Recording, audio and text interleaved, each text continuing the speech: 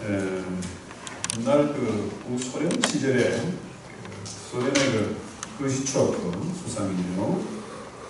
미국에 와서 하는 말이 미국이 잘 사는 나라 강대국이 되는 비결이 땡큐에 있다. 늘 땡큐. 심지어 아니라고 할 때도 노 땡큐. 감사를 입에 달고 사는 민족이다. 이런 말을 했습니다. 근데 문제는 우리가 말로는 감사, 땡큐 하는데 진정으로 감사하고 있는가? 지난 한 12달, 11개월이죠. 달력이 한 장밖에 안 남았는데 이렇게 돌아보면은 정말로 힘들고 어려운 일이 많았습니다. 끊임없이 문제가 몰려오고 어려움을 겪습니다. 뭘 감사란 말인가? 뭔 감사할 게 있는가? 여러분 잘 아시는 일본의 소설가 빙점을 쓴 소설가 있죠. 미우라 아야코. 이 여자가 별명이 움직이는 종합병원이라 이게 직장암에 걸려있고 파킨슨 병에 걸려있고 폐결핵과 또 척추질환 때문에 제가 마치 24살부터 13년 동안 병원에 누워 지냈습니다. 천장만 바라보고 사는 거죠. 그런데 이 빙점이라는 소설을 요약을 해서 쓴 책이다. 제가 마치 13년 동안 침상에 누워 지내면서 이런 고백을 했습니다. 시편 119편 71절이죠. 고난당하는 것이 내게 유익이라. 이로 인하여 내가 주의 윤례를 배우게 되었나이다. 자, 이 아야코의 입장에서 보면요, 뭐가 감사할 게 있습니까? 우리가 한 가지 병에 걸려도 중년의 삶이 월망불평인데 움직이는 종합병원이다. 그렇죠? 너무너무 괴로우니까 내가 이렇게 살아도 되나? 다른 사람들에게 고통을 주고 손해를 끼치면서 근심거리가 되면서 살 가치가 있냐? 이럴 때에 한 목사님이 신방을 와가지고 이런 얘기를 했습니다. 당신은 당신의 사명이 있는 동안에 살아있을 것입니다.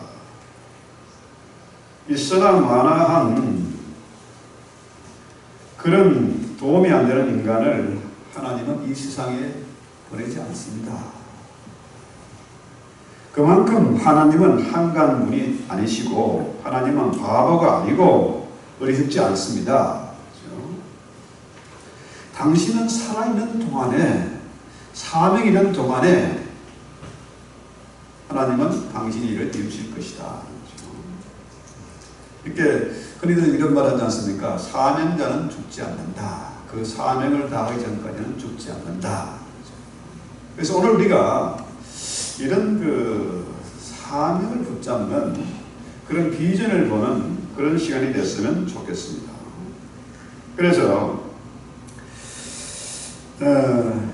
놀랍게도 하나님이 이 아야코에게 하나님의 사랑을 보냈습니다. 이 사람이 미우라 마스였는데요. 이 사람이 이 아야코를 위해서 늘 기도했습니다. 바쁜 중에도 매주 한 번씩 찾아와서 간병을 하고 기도했습니다. 아야코를 살려주세요. 내 생명을 거두어 가시더라도 이 여자를 살려주세요 하면서 기도했고, 그래서 마침내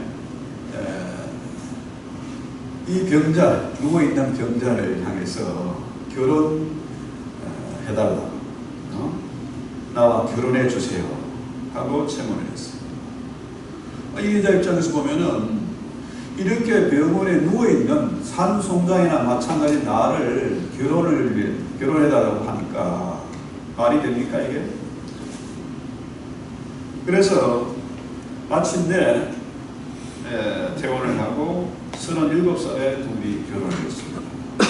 정말 기가 막힌 그 소설을 읽어보면요, 너무나 정말 애절한 러브 스토리죠. 그래서 야야코가 약 한 83권의 책을 썼다고 그러는데 그 중에 70권이 남편 마소요가 대필해서 쓴 책입니다. 완전히 헌신을 해서 아야코의 정말 신실한 비서가 돼가지고 그 일생을 살게 했다. 놀라운 얘기입니다, 이게. 근데 놀랍게도 아야코가 이런 명언을 남겼습니다. 내가 평안하면은 진실한 감사를 드리지 못하고, 내가 평안하면은 비밀한 기도를 드릴 수가 없고, 내가 평안하면은 그 비밀한 성소를 볼 수 없고 들어갈 수도 없다. 진정한 감사는요, 평안할 때 하지 않습니다. 지독한 고난이 닥치고 최악의 상황에서 비로소 감사가 나오는 겁니다. 오래전에 사랑하는 아내가 교통사고로 병원에 입원했습니다. 병원에 입원했는데 그때 정말 의사 선생님이 당신은 평생 감사하세요. 저는 뭐 걱정이 태산이죠. 한국으로 돌아가야겠냐, 저 덩치 큰 아내를 내가 업고 다녀야 되냐 걱정이 됐는데 희한하게 하나님이 깨끗하게 치유되고 회복되게 하셨어요. 그때 놀라운 감사가 나오는 거죠. 고난이 닥쳤을 때 시험의 파도가 끊임없이 밀려오지만 우리는 그 속에서 감사해야 된다. 진정한 감사가 있을 수 있다는 거죠. 그렇습니다. 지난 팬데믹 3년 기간 동안 수많은 사람들이 죽어나갔습니다. 장례식도 치르지 못하고 임종을 지켜보지도 못하고 수없이 죽어나갔습니다. 수많은 교회가 문을 닫았습니다. 그럼에도 우리가 생명이 있음을 감사하고 하나님께 지금까지 교회를 지켜주신 것을 감사하고 그 어려운 가운데서도 애처를 설립하게 하셔서 세계 선교의 사명을 감당하게 하신 것 정말 감사합니다. 너무 힘들고 도저히 내가 감당할 수 없는 그런 일이지만은 하나님께서 사명 주신 것을 감사합니다. 그래서요, 여러분 잘 아시는 대로 다윗이 정말 우리는 그의 대단하고 영광스러운 그런 모습 보는 게 아니라 다윗은 일평생을 삶과 죽음의 사이에서 살았습니다. 쫓겨다니고 무시당하고 차별도 당하고 언제 죽는가 사람들이 엿볼 정도로 지독한 질병에 시달렸습니다. 끊임없이 배신을 당했습니다. 그 상처가 얼마나 대단했을까.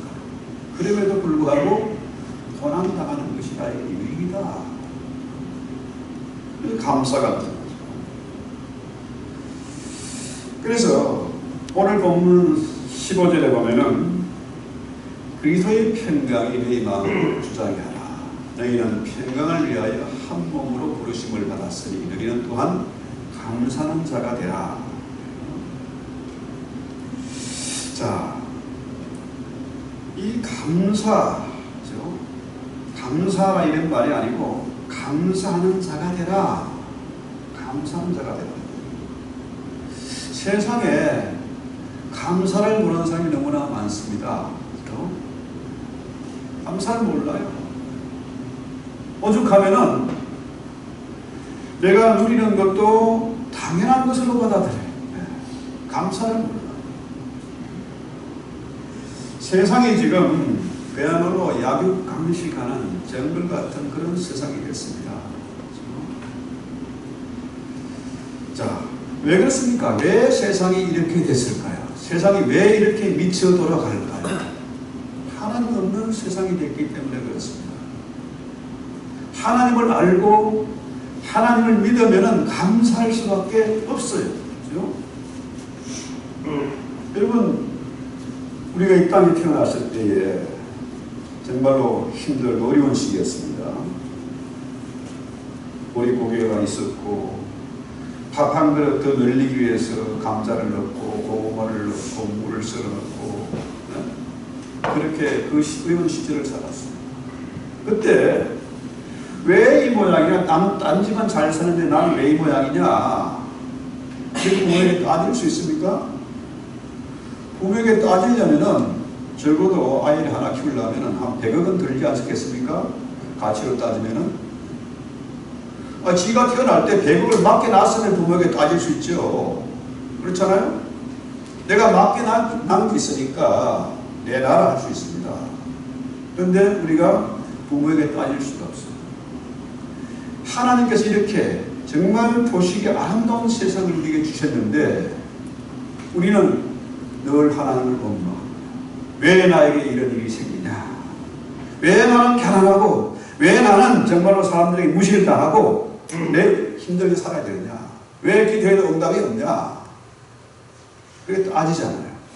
이거는 하나님을 모르기 때문에 하나님을 믿지 못하기 때문에 이런 원망과 불평이 나오는 거죠. 그래서 오죽하면은 이 공산주의, 사회주의가 판을 치는 그런 세상이겠어요. 그건 뭡니까? 하나님 없는 세상입니다. 그렇죠? 여러분, 물고기가 물에 살아야 되잖아요. 자, 물에 살아야 물고기가 물이 없으면 어떻게 해요? 땀으로 기어 나오면 어떻게 됩니까?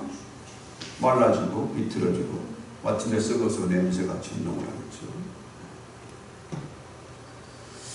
자, 감사의 비결은 뭐냐면 오늘 본문이 그리스도의 평강이 너희 마음을 주장하여 하라. 그래서 이 감사를 지키는 길이 뭡니까? 너희는 평강을 위하여 한 몸으로 부르심을 받았으니 너희는 또한 감사하는 자가 되라. 감사가 아니고 감사가 아니고 감사하는 자가 되라. 이런 거죠. 자, 여러분, 우리가 예수를 믿고 성령으로 말미암아 예수가 내 안에 삽니다. 그 예수는 평강의 예수라, 평강의 왕이라. 예수가 내 안에 있으면은 어떤 환난과 시련과 고난이 닥쳐와도 평강을 누릴 수 있습니다. 평강이죠. 왜? 주님과 우리가 하나잖아요. 주님이 내 친구 되시고 내 남편 되시고 우리는 포도나무와 그의 가지 비유처럼 주님과 하나로 연결되어 있다는 거죠. 그러니까 우리가 한 지체로 부름을 받았으니까 감사하는 자가 되라. 이런 얘기죠. 그래서 이 샌프란시스코, 여러분 잘 아시죠? 유명한 성자입니다. 어느 날 우물가에 갔는데 한 여인이 물을 길러 가가지고 그 물통에다가 물을 가득 채운 그 위에 나뭇잎을 떨어뜨리냐. 아이고, 깨끗한 물에 왜 나뭇잎을 떨어뜨리냐? 그랬더니 이 여자가 하는 말이, 당신은 그것도 모르냐? 자, 물통을 지고 가려면은 뭐 물이 이고 가든지 어깨 내고 가든지 우리 출렁출렁하면 어떻게 해요? 쏟아지니까 쏟아지지 말라고 나무잎을 올려놓는 거예요. 이 프란시스코가 그 말을 들으니까 놀라운 영감이 떠올랐어요. 그렇구나. 자, 환난과 환난이 폭풍처럼 밀려올 때에 내 마음속에 십자가를 띄워놓으면 되겠구나. 그러면은 그 고난을 이기고 감수할 수 있겠구나. 평강을 누릴 수 있겠구나. 했어요. 그렇습니다. 이 평강이 참 중요해요. 세상이 미쳐 돌아가도 되는 일이 없는 것 같아도 평강이 있으면 돼요. 그래서 누굽니까?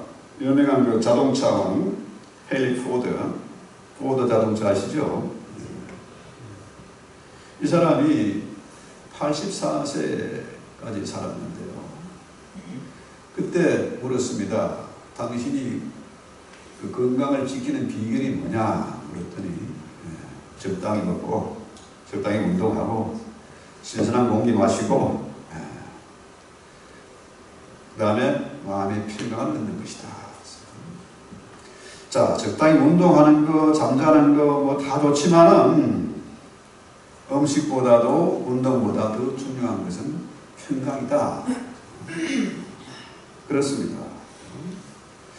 그리스도의 평강이 우리 마음속에 우리 마음을 주장하게 하라. 평강을 지키는 비결이 예수 그리스도의 평강이 우리 마음을 주장하게 하라. 예수께서 내 마음을 컨트롤하게 하라. 다시 말해서 주님이 나의 재판관, 심판관이 되어야 된다. 내가 내 마음대로 내 마음을 주장하면 뭡니까? 그 속에 평강이 없어요. 남과 비교를 해가지고 시기하고 질투하고 짜증나고 원망나고 그래서 근심걱정이 끊이진 않아요. 주님이 나의 재판관, 주님이 나를 컨트롤하게 되면은 어떤 환난과 풍파도 넉넉히 이길 수 있고 평강을 누릴 수 있어요. 반대로 내 인생은 내 것이니까 내 마음대로 한다 이렇게 되면 어떻게 될까요? 그 마음에 평안이 없어요. 가진 같아도 뭐가 되는 같아도 뭡니까? 지옥 같은 생각이 있어요. 평강이 없으면 아무것도 아닙니다. 잠도 못 자죠. 그래서 우리 선조들은 우리 믿음의 열조는 하나같이 뭡니까?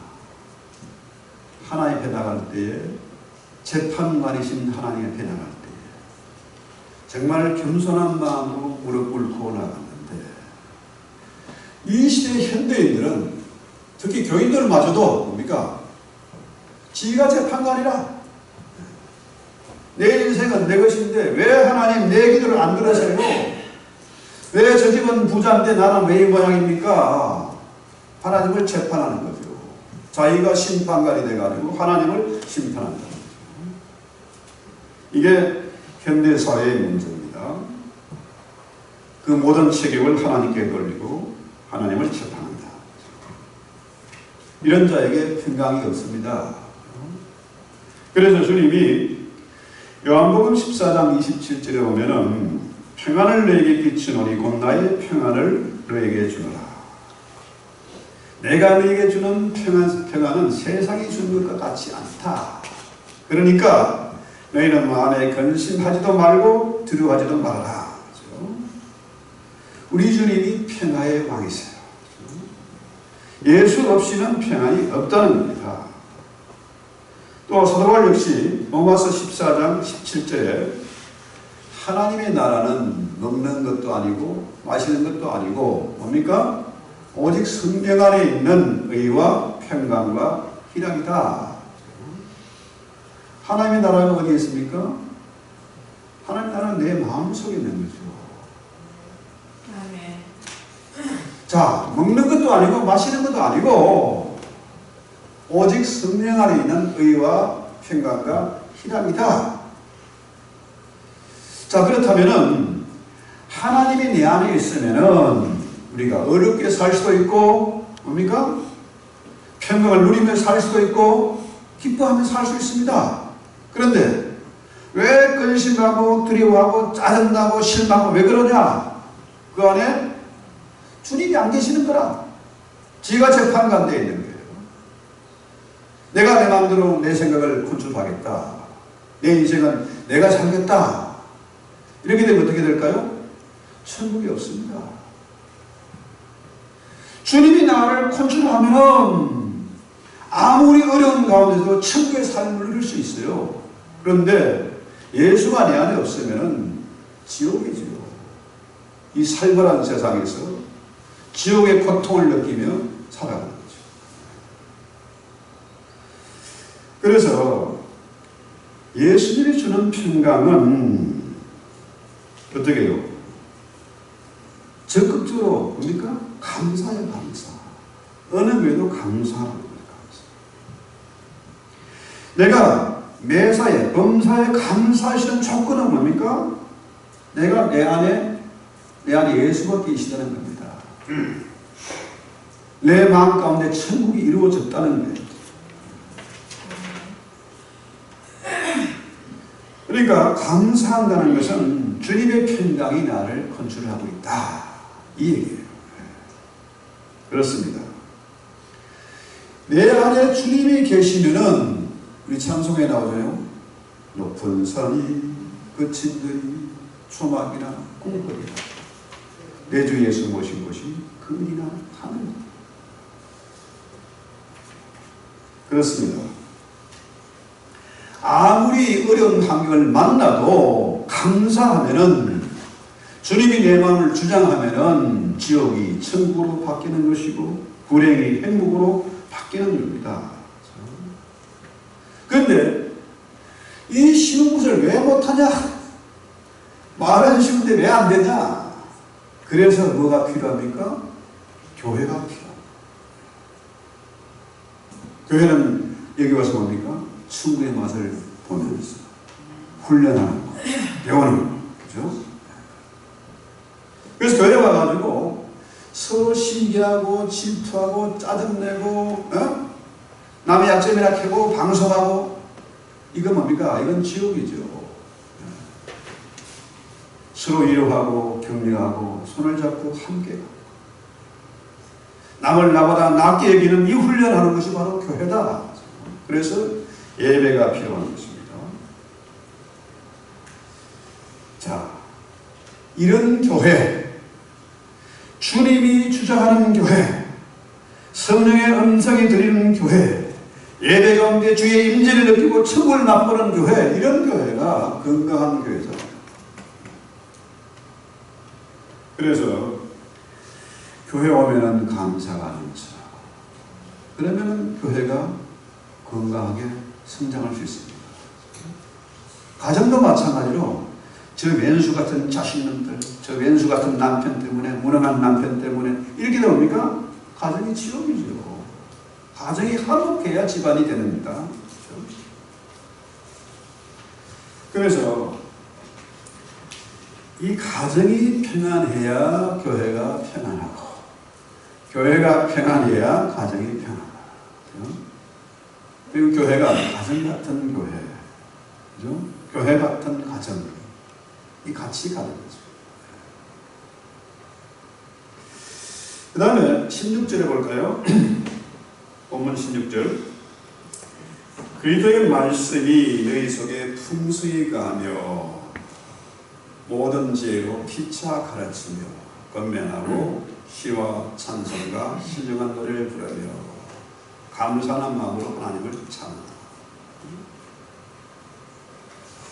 자, 이렇게 감사하고 은혜를 누리며 살기 위해서는 어떻게 해요? 그 비밀이 그리스도의 말씀이 우리 속에 풍성히 가야 된다. 말씀이 충만해야 된다. 근데 문제는 이 본문의 말씀이 어떤 사람에게는 생소하고 반감이 생길 수 있습니다. 아니 뭐 내 삶이, 내 행편이 이 지경인데 뭔 감사하고 뭔 노래를 하고 뭐라고 시부리는 걸, 거부반응이 생깁니다. 그런데 우리 주님이 어떤 분입니까? 주님은 내가 약할 때 강함이 되세요. 내가 병들었을 때 치유자가 되세요. 자, 내가 가난할 때 주님이 나를 부유케 하십니다. 왜? 그분은 나의 부유함을 위해서 십자가를 지신 분입니다. 나의 질문을 위해서 십자가 지신 분이십니다. 그렇죠? 그렇기 때문에 우리는 말씀이 풍성히 배해서, 그렇죠? 시와 찬미와 신령한 노래를 부르며 감사하는 마음으로 하나님을 찬양한다. 여기서 나오는 감사는 카리스입니다.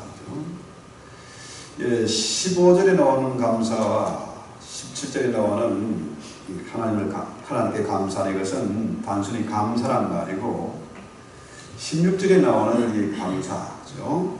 자, 감사하는 마음으로, 이 말은 뭐냐? 은혜입니다. 은혜.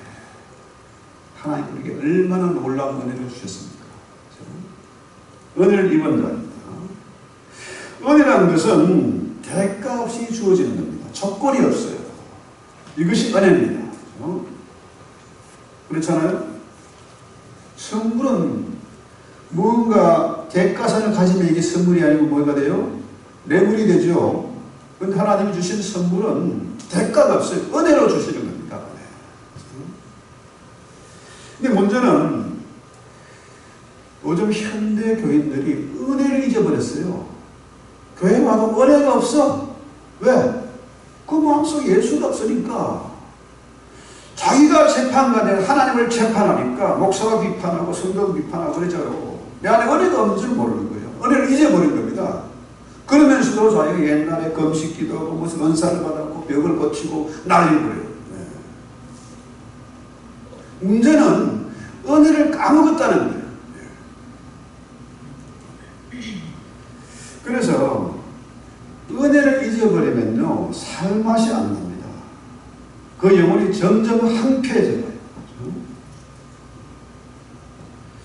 시와 찬미와 신령한 노래로 부르고 하나님을 찬양하는 거 이거 말이 안 돼.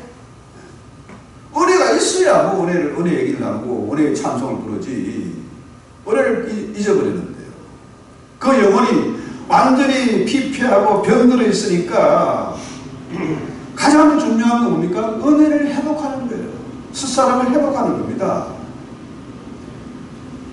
우리가 이 11월 감사의 달을 지나면서 우리 영혼을 우리의 심령의 상태를 한번 점검을 해가지고 나는 은혜를 지금 잊어버리고 있지 않은가, 내 영혼이 병들어 있지 않은가 생각을 해봐야 돼요.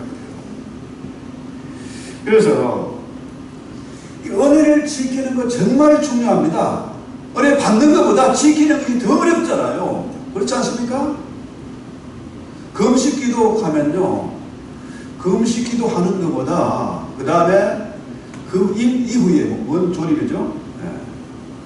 금식하고 난 다음에 보식을 하고 이전 상태를 회복시키는 것이 더 중요하다, 더 어렵다 그죠? 자, 은혜를 지키는 게 너무 어렵고, 그렇죠. 은혜를 지키는 게 가장 중요하기 때문에 성경에서 뭐라 그래요? 절기를 지키라는 겁니다. 감사의 절기를 지키라는 거예요. 맥주절을 지키고 수장절을 지키고 하라는 거죠. 자, 은혜를 잊어먹기 쉽기 때문에 우리가 매주 뭡니까? 하나님 앞에 나와서 예배를 드리는 겁니다. 예배는 뭡니까? 은혜에 감사해서 드리는 거예요. 교회 도와주기 위해서, 목사를 도와주기 위해서 뭐 예배 드리는데 이거 아닙니다. 내 은혜를 지키기 위해서, 은혜를 더욱더 풍성하게 하기 위해서 예배를 드리는 거죠. 그래서 찬송하고 감격하고 질감들을 서로 하다 가는 거죠. 성만찬을 하는 건 누가 합니까? 우리는 세상의 사람들처럼 뚜그러만 사는 것이 아니고 하나님의 나오는 말씀으로 사는 것이다. 그래서 예수를 먹고 예수를 마시는 거 아닙니까? 이게 까먹지 말라는 거예요. 하나님이 우리 인간이 망각의 동물인 줄도 알고 은혜 지키는 것이 참 힘든 줄 알기 때문에 이런 절기를 하고 성만찬을 하고 예배를 드리는 거 아닙니까? 그래서요, 이제 우리 믿음의 선조들은요, 주일 예배뿐 아니라 수요일 금요일 예배 드리고 그것도 부족해서 철야기도 하고 또 새벽기도 하고 했어요. 그런데 요즘 전처럼 팬데믹 3년을 거치면서 은혜를 까먹었어. 그 어려운 시기를 잘 견디게 하시고 생명 주신 것을 감사하면서 더 은혜의 자리로 나가야 되는데 어떻게 해요? 말씀의 자리로 나가야 되는데 예배드리자 하면은 그냥 뭐 하라 하면 그냥 그 부분이. 왜? 나와 상관이 없거든. 내 안에 예수가 없거든. 그래서 이민사회 문제는 참 심각한 게 바로 이 문제예요. 은혜를 받았으면은 뭡니까? 그 은혜를 지키고 은혜를 갚기 위해서 헌신도 하고 헌금도 하고 하는 거 아닙니까? 그런데 교회 와서 뭐 은혜를 받았어, 도움을 받았어. 그럼 어떻게 해요? 특히 목사에게 도움 받으면 어떻게 해요? 이게 자유롭지 않다. 부담이 돼요. 무거운 짐이 돼. 그래서 교회를 떠나버려요. 저는 그런 거 이제 안 하려고 작정을 했습니다. 왜?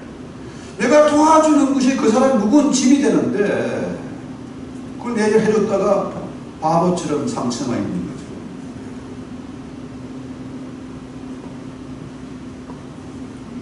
그래서 요한복음 15장 7절에 보면은 너희가 내 안에 거하고 내 말이 너희 안에 거하면 무엇인지 원하는 대로 구하라. 그리하면 이루리라. 그렇습니다. 주의 성령이 내 안에 거하지 않으면은 감사할 일이 없어요. 은혜 다 까먹습니다. 그래서 우리는 언제나 합니까? 말씀이 내 안에 풍성해요. 성령이 충만해요. 그 말씀을 묵상할 때마다 감사가 더 풍성해져요. 하나님의 은혜와 그 사랑의 빛이 더 풍성하게 다가오는 거예요. 그렇습니다. 이 고기는 빨리 먹으면 안 돼. 오랫동안 씹어서 먹어야 맛이 나는 거죠. 마찬가지로 하나님의 말씀을 뭡니까? 기억하고 계속 묵상하고 대생할 때에 그때의 은혜가 더 풍성해집니다. 마지막으로 17절 보면요.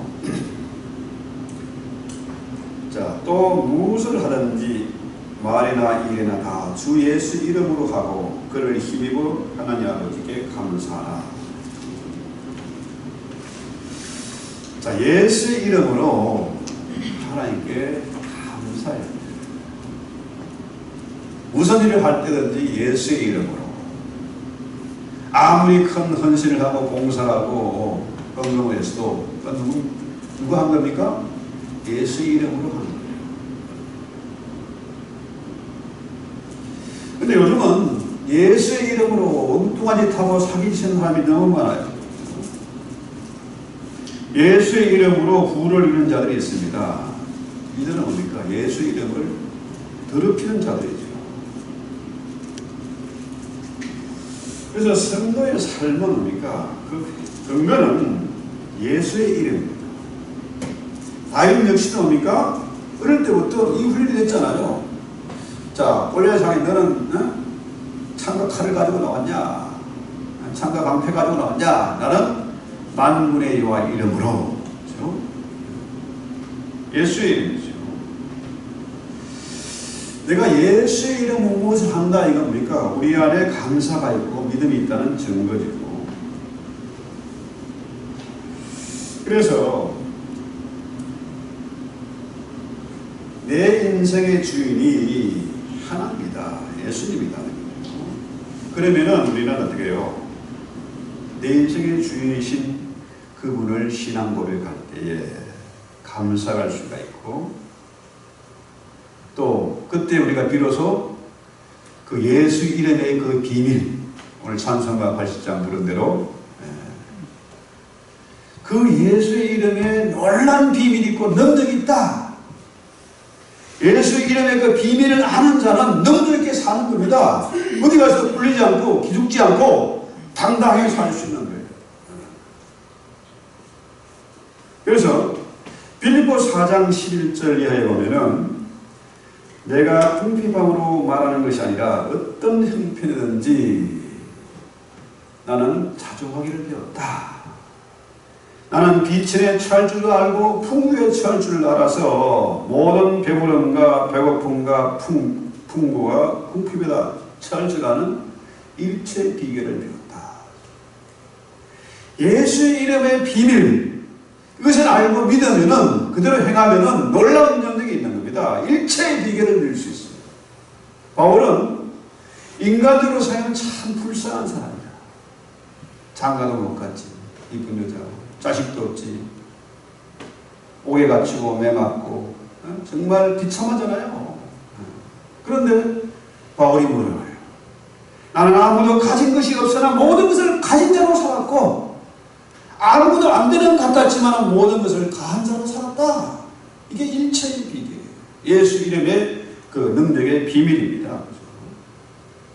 그래서 오늘 우리는 이 예배를 통해서 그 비밀을 알고 그 능력을 받아서 정말로 대단한 능력자들이 되어야 돼요. 이 마지막 시대에 정말 놀라운 이상을 가지고 내 가슴이 늘 뜨겁고 내 심장이 여동치고 정말로 그 주님 부탁 일을 감당하는 수선의 일꾼들이 되어야 되겠다는 거죠. 제가 우리 집에 그 바로 TV가 있거든요. 가끔씩 그 한번 영화 한 편을 보는데 그저께 문경이라는 영화가 있더라고요. 문경 제가 어릴 때 살았던 곳이거든요. 문경 상권인데 그게 그 선임하고 어떤 서울의 직장에서 시달리다가 휴가차 내려간 여자가 만나서 나누는 대화 중에서 이런 게 나오더라고요. 하루살이 얘기가 나옵니다. 선임이 그 상처 입은 그 여행자에게 이런 거예요. 하루살이에 대해서 아십니까? 하루살이는 하루를 살기 위해서, 날기 위해서 1000일, 한 3년 정도를 물속에서 지냅니다.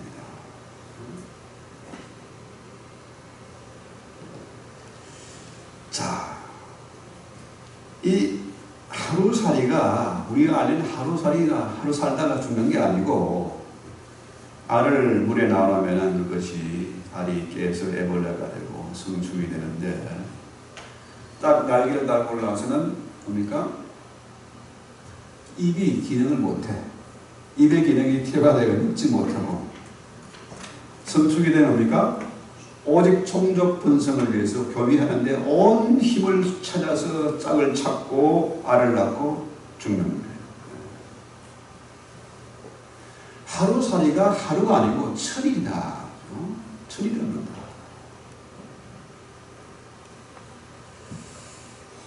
그렇습니다. 우리가 바울의 경우를 보거나 다윗의 경우를 보거나 참 고난을 많이 겪고 배신당하고 상처를 입은 사람들이다. 그런데 그들은 하루가 1000년 같고 1000년이 하루 같은 삶을 살았어요. 오늘 살다가 내일 죽어도 여한이 없는 최선을 다해서 1000년 같은 하루하루를 살았다. 이 마지막 시대에 할 일이 너무나 많습니다. 너무 많아. 은혜 다 까먹고 억지로 예배드리고 억지로 교회 생활하고 이런 거 하지 마세요. 내 영혼이 새로워져야 됩니다. 우리 귀가 열리고 우리 눈이 열리고 우리 입술이 말이 열려서 정말로 한 영혼을 추수하는 하루가 1000년 같은 1000년이 하루 같은 그런 인생을 살아야 되겠다는 거죠. 그래서 우리 한국의 경우를 보더라도요 참 가난했습니다. 제가 그때 초등학교 등록금 못 내가지고 재수하고 그랬어요. 학교를 아예 보내지 못했습니다. 너무 먹을 게 없어서 초등학교 졸업한 애를 식모살이 보내고 무섬살이 보내고 그랬습니다. 그런데 이 나라가 이만큼 강대하게 된 것이 뭡니까? 우리 믿음의 열조들이 그렇게 이 놀라운 성경의 비밀을 깨닫고 은혜의 생활을 했기 때문에 그 후손들이 복을 받는 거예요. 요즘 한류라는 게 아까 하루살이 얘기한 것처럼 오늘 하루아침에 된 게 아닙니다. 수천 년 역사 속에서 핍박을 당하고 고난을 당하고 전쟁의 잿더미 속에서 울부짖으면서 온갖 희노애락을 겪었기 때문에 한류가 나오는 것이고 한국의 드라마나 영화나 뭐 K-팝이나 이 모든 것들이 하루아침에 된 게 아닙니다. 특히 내가 늘 놀라는 게 한국의 방위산업이 이렇게 급성장하는 건 말이 안 돼요. 정말 세상적으로 깜짝 논란입니다. 자, 소총하나 못 만드는 나라가 지금은 전차를 만들고 비행기 만들고 수출하고 잠수함도 배가 만들고 수출하고 그래요. 조만간 러시아를 당연히 뛰어넘고 세계 2위의 방산력이 될 것이고 전문가들은 지금 미국의 40%를 뛰어넘어서 50%를 장악해가지고 세계 1등 방산 수출국이 된대요. 이게 어느 정도냐 하면은 요즘 뭐 반도체니 무슨 뭐 2차 산업, 2차전 이런 거 다 포함한 것보다 더 많은 뭡니까? 수익을 얻는 것이 방위산업. 방위산업은 물건만 좋다고 만드는 게 아닙니다. 준군사 동맹입니다. 한국의 무기를 사간 나라들은 우리가 당연히 군사 동맹이 되는 거예요. 이렇게 하나님이 복을 주신 이유가 뭘까요? 통일이 가깝다는 겁니다. 할 일 앞으로 너무나 많다는 거예요. 이런 시대에 우리가 은혜 탄핵이나 하고 중내 산에 이렇게 살면은 정말 비참하고 가난하게 살면 되겠습니까? 우리 성도는 진짜 부귀환사입니다. 그렇죠? 모든 것이 감사합니다. 문제는 뭡니까? 우리가 은혜를 까먹었을 거예요. 은혜를 회복해야 됩니다. 그래서 우리 하나님은 우리가 감사하는 자로 살기를 원하세요. 세상 사람들은 감사를 모르고 사기치고 자기 배를 불리고 있지만은 우리는 은혜를 받은 자로 감사하는 자로 살아야 되겠다. 그러면은 그리스도의 평강을 우리를 지키실 것이다. 예수님의 그 평강 우리를 컨트롤하면은 우리 교회는 화목하게 될 것이고 기쁨이 넘칠 것이고 은혜가 넘쳐날 것이다. 이게 가장 중요합니다. 그래서 예수 그 이름의 비밀을 알고 우리가 정말로 감사하는 자가 되고 또 그 감사로 말미암아 은혜가 더욱더 풍성해지는 그런 시간이 됐으면 좋겠습니다. 우리 말씀하시면서 우리 찬송가 411장 찬송하고 기도합시다.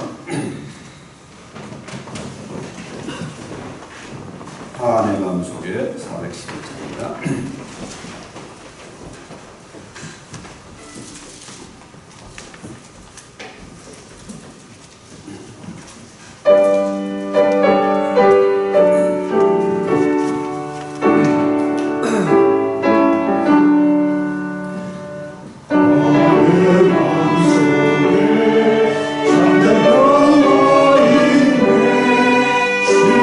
예수가 주실 것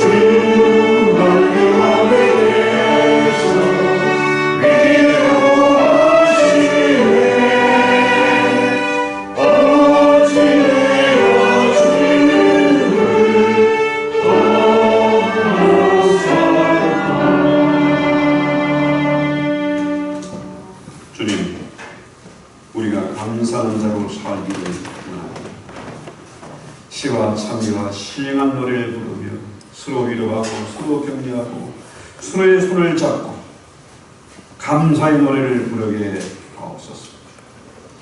다윗처럼 바울처럼 어떤 역경과 고난이 닥쳐도 감사의 노래를 부르게 하옵소서. 주님이 나의 왕, 나의 주, 나의 하나님 되시기 때문에 우리가 서로 감사하면서 감사의 노래를 부르면서 이 아가페 교회가 참으로 감사와 위로와 격려가 넘쳐나는 은혜로운 교회로 건강히 자리 잡아가며 이 시대에 맡긴 사명을 넉넉히 감당할 수 있도록 주여 도우시옵소서. 예수님 이름으로 기도합니다.